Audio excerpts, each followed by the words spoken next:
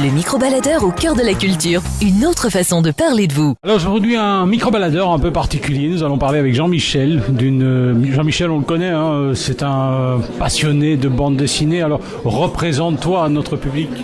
Jean-Michel donc, spécialiste en objets de bande dessinée, expert pour les amateurs, pour les profanes, pour tout le monde. Mon métier est de trouver ce que l'on ne trouve pas ou ce qu'on ne trouve plus, ce qui est difficile à trouver dans tout le milieu de la bande dessinée. Alors, le Palais du Bas, c'est une galerie, c'était un projet un peu fou. Un projet tout à fait fou, pharaonique pourrait-on dire, ou même utopique. Donc un rêve de longue date, de longtemps, qui voit le jour aujourd'hui. C'est la première partie de l'iceberg. J'espère que les petits, ou en tout cas l'iceberg va émerger petit à petit, ou le paquebot. Donc une galerie, effectivement, une galerie de l'art de la bande dessinée. À la rue de Marcinelle, c'est ça? Rue de Marcinelle, au numéro 27, ouvert sous rendez-vous, parce que je suis tout seul au début, donc voilà. Et je vous accueille avec une exposition en l'honneur de Spirou pour son 75e anniversaire.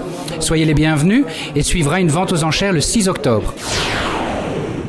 Du lundi au vendredi, entre 13h et 14h sur Random Music, Eddie Piron se déplace chez vous pour parler de vous. Nous sommes avec Jean-Michel, célèbre passionné de bande dessinée. Ils vendent des tas d'objets. Alors, on fait un petit tour rapidement. J'ai jeté un petit coup d'œil. Il y a des choses vraiment rares. Alors, on parle de Spirou, 75e anniversaire. Je savais pas qu'il y avait eu des disques, des 33 tours sur Spirou. Je suppose que c'était une histoire racontée. C'était quoi, en fait? C'est tout à fait l'album raconté par des voix connues et en musique et tout. On a vraiment l'impression d'y être. On peut écouter ces disques et ces histoires comme les aventures de Tintin, comme les aventures d'autres personnages de bande dessinée. C'était très fort la mode à l'époque d'avoir la lecture de l'album dans les mains et en même temps l'audio qui nous permettait de mettre des voix sur les personnages et de vivre vraiment les aventures. Alors il y a des écrans TV. Pour le moment, on voit un peu comment ont évolué les travaux de la galerie. Tout à fait. Mais il y aura peut-être d'autres choses plus tard.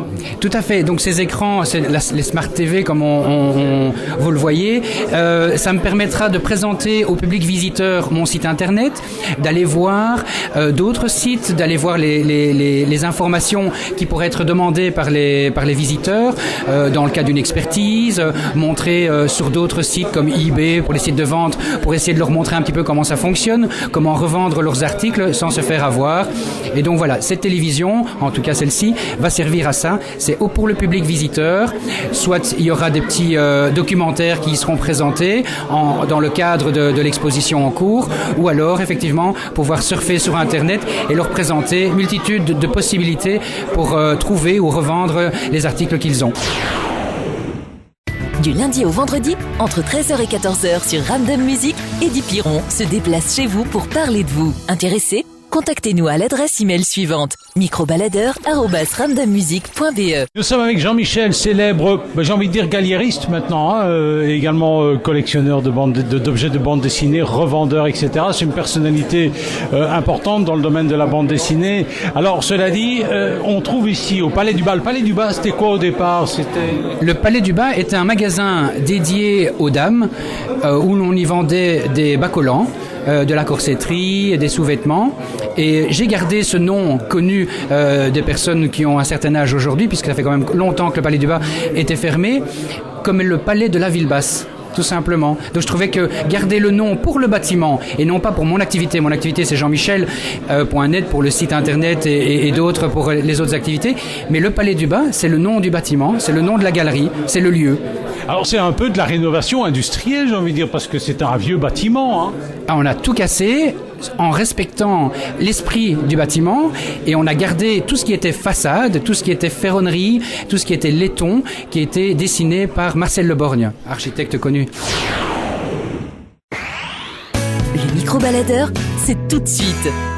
Nous sommes avec Jean-Michel et on découvre Jean-Michel qui est un célèbre galériste maintenant, on peut le dire, et puis qui a ouvert une galerie ici à la rue de Marcinelle au numéro 27, c'est bien ça, le Palais du Bas. Alors, cela dit, ça va fonctionner comme une galerie d'art normale ?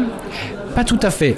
Dans l'esprit, oui, mais disons que je m'adresse à un public quand même amateurs de bande dessinée, et donc je vais essayer de leur présenter la bande dessinée d'une autre manière.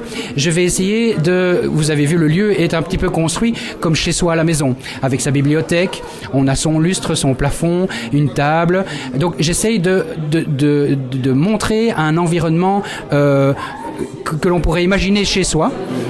Je présente les objets de la bande dessinée, l'art de la bande dessinée par les dessins originaux et par les sculptures, les albums, les très beaux albums de collection en parfait état, des éditions rarissimes, les tirages de tête, l'image, donc avec un service d'encadrement. Donc quand je dis image, c'est tout ce qui est sérigraphie, reproduction colorée ou non, les objets évidemment 3D.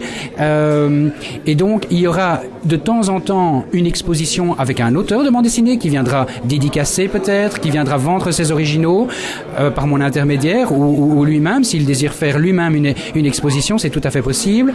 Et donc l'espace ici est assez vaste.